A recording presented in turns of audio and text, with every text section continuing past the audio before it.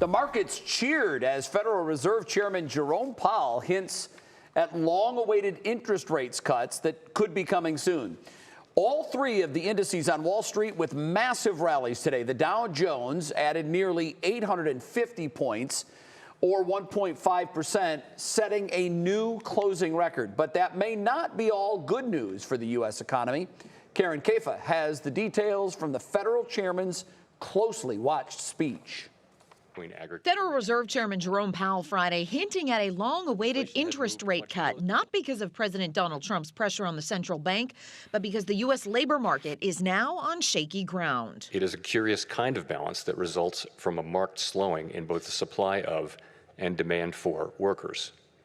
This unusual situation suggests that downside risks to employment are rising.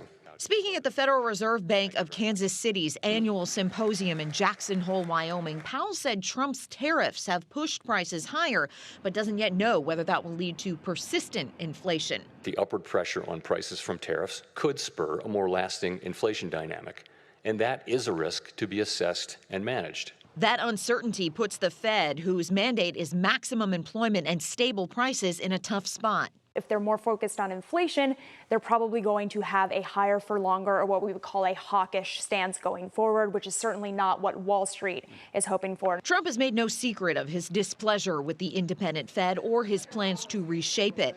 This week, Federal Housing Finance Agency Director Bill Pulte accused Fed Governor Lisa Cook, a Biden appointee, of mortgage fraud, and the Justice Department is now looking. Trump said Friday if Cook doesn't resign, he'll fire her. What she did was bad.